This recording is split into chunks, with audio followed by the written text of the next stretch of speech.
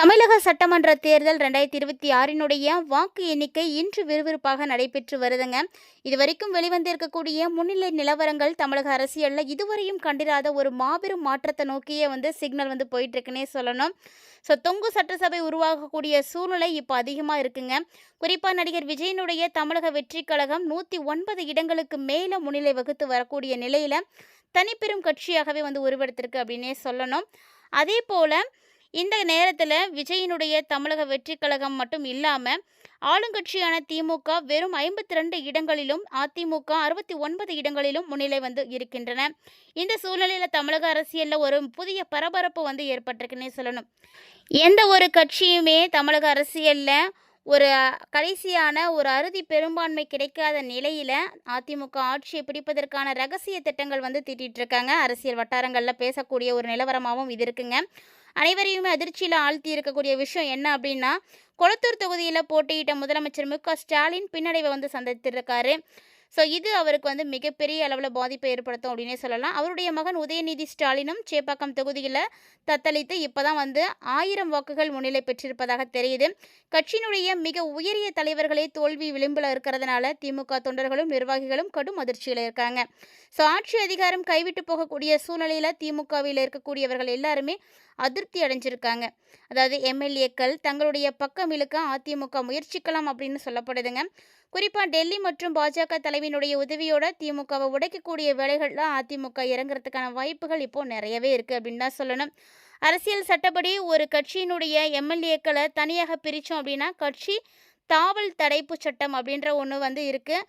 அதாவது கட்சி தாவல் தடைப்பு சட்டம் பாயும் அப்படின்றதுனால மொத்த எம்எல்ஏக்களில் 2/3 பங்கு உறுப்பினர்களை உடைத்து கொண்டு வந்தாங்க அப்படின்னா அவங்க மீது நடவடிக்கை எடுக்க முடியாது அப்படின்னும், தற்போது திமுக 50லேருந்து 60 இடங்களுக்கு சுருங்கி வரக்கூடிய நிலையில் கணிசமான எண்ணிக்கையிலான எம்எல்ஏக்களை வளைக்க அதிமுக ஒரு சில அனுபவம் வாய்ந்த கட்சிக்கு சாத்தியங்கள் இருக்குது. அது ஒன்று தான் அரசியல் விமர்சனங்கள் சொல்லக்கூடிய விஷயம். ஏற்கனவே டெல்லி மேலிடத்தோட நெருக்கமான தொடர்பில் இருக்கக்கூடிய அதிமுக பாஜகவினுடைய ஆப்ரேஷன் தாமரை உத்திகளை பயன்படுத்தி ஆட்சி கட்டலில் அமர்றது பார்த்துட்ருக்காங்க. தமிழக வெற்றி கழகத்துக்கு பெரும்பான்மையான விஷயங்கள் சாதகமாக இருக்குது. ஆனாலுமே கூட இப்போது அவருக்கும் ஒரு முட்டுக்கட்டையானது போட்டிருக்காங்கன்னு தான் சொல்லணும். விஜயனுடைய தமிழக வெற்றி கழகம் 109 இடங்களுக்கு பெரும்பான்மைக்கு மிக மிக அருகில் இருக்குன்னு தான் சொல்லணும். ஆனால் இன்னும் 9 இடங்கள் குறைவாக இருக்கிறதுனால அவரால் தனித்து ஆட்சி அமைக்க முடியவே முடியாது. இந்த இடைவெளியை பயன்படுத்தி அதிமுக ப்ளஸ் பாஜக கூட்டணி மற்றும் திமுகவில் இருந்து பிரியக்கூடிய ஒரு குழுவை ஒன்றிணைத்து ஆட்சி அமைக்க வாய்ப்புகள் நிறைய இருக்குங்க. திமுகவில் பல அமைச்சர்கள் தங்களுடைய தொகுதிகளில் தோல்வியை தழுவக்கூடிய நிலையில் அந்த கட்சிக்கு தலைமை குறித்து அதிருப்தி எழலாம். இதை சரியாக பயன்படுத்தி கொள்ள அதிமுக தயாராகிட்டு இருக்குன்னு தான் சொல்லணும்.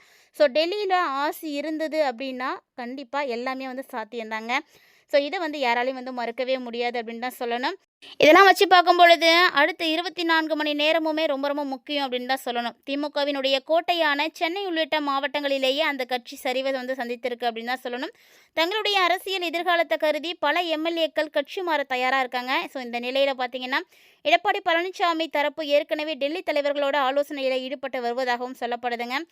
அரசியல் அப்படின்றது தமிழக அரசியல் வரலாற்றில் ஒரு கட்சி உடைக்கப்பட்டு மற்றொரு ஆட்சி அமைக்குமா அப்படிங்கிறது மிகப்பெரிய ஒரு விஷயம்தான். அதாவது தனிப்பெரும் கட்சியாக வளர்ந்துள்ள தாவேகா ஆட்சியை பிடிக்குமா அப்படின்றது இன்னும் ஒரு சில மணி நேரங்களில் தெரிஞ்சிடும். இன்றைய தேர்தல் முடிவுகள் பார்த்திங்கன்னா தமிழகத்தினுடைய 50 ஆண்டு கால திராவிட அரசியலில் ஒரு புதிய திருப்பத்தை ஏற்படுத்த போகுது அப்படின்றது மட்டும் உறுதியாக தெரியுதுங்க. இந்த நிலையில் தமிழக சட்டமன்ற தேர்தல் முடிவுகள் எப்போதுமே இல்லாத வகையில் ஒரு மிகப்பெரிய அரசியல் மாற்றத்துக்கு தள்ளப்பட்டிருக்குன்னு தான் சொல்லணும். நடிகர் விஜய் தலைமையிலான தமிழக வெற்றி கழகம் தாவேகா 105 இடங்களில் முன்னிலை பெற்று மாநிலத்தினுடைய தனிப்பெரும் கட்சியாக உருவெடுத்திருக்காரு. இருந்தாலும் இவர் இன்னும் ஆட்சி அமைக்கிறதுக்கு தேவையான 118 இடங்களை எட்ட முடியாத சூழ்நிலையில் தமிழகத்தில் தொங்கு சட்டசபை அமையறதுக்கான அபாயங்கள் அதிகமாகவே இருக்குன்னு தாங்க சொல்லணும். இதன் மூலமாக பார்க்கும் பொழுது அதாவது ஆளுங்கட்சியான திமுக 52 இடங்களிலும் பிரதான எதிர்க்கட்சியான அதிமுக 76 இடங்களிலும் முன்னிலை பெற்று இருக்கக்கூடிய நிலையில் தமிழகத்தினுடைய அதிகாரம் யாருக்கு அப்படின்றதுல மிகப்பெரிய இழுபறியானது இருக்குது. இந்த அரசியலில் வெற்றெடுத்த சாதகமாக்கிக்க தேசிய மற்றும் மாநில கட்சிகள் திரைமறைவு வேலைகளை செய்ய ஆரம்பிச்சிட்டாங்க. தாவேகா உறுப்பினர்கள் அரசியலில் அனுபவம் இல்லாதவர்கள் அப்படின்றதுனால அதை பயன்படுத்தி அந்த கட்சியில் பிளவை ஏற்படுத்த டெல்லி மேலிடம் திட்டமிட்டிருக்கு. ஸோ குறிப்பாக பாஜக தன்னுடைய செல்வாக்கை உயர்த்த தாவேகா எம்எல்ஏக்களை வந்து குறிவைக்கிறதுக்கான வாய்ப்புகள் நிறைய நிறைய இருக்குங்க. ஸோ அரசியல் விமர்சனங்கள் வந்து பார்த்திங்கன்னா இப்படி தான் வந்துட்டு இருக்குது. இன்னொரு பக்கம் பார்த்தீங்கன்னா 76 இடங்களோட வலுவான நிலையில் இருக்கக்கூடிய அதிமுக தாவேகாவினுடைய எதிர்காலத்தில் ஏற்படக்கூடிய உட்கட்சி பூசல்களை வந்து பயன்படுத்தி மீண்டும் தன்னுடைய ஆட்சியை வந்து அமைக்கிறதுக்கான விஷயங்கள் எல்லாம் செய்துட்டு இருக்காங்கன்னு தான் சொல்லணும். ஸோ இந்த நிலையில் நம்ம பொறுத்த வரைக்கும் பார்த்தீங்கன்னா தொங்கு சட்டசபையானது உருவாகிறதுக்கான வாய்ப்புகள் நிறையவே இருக்குங்க.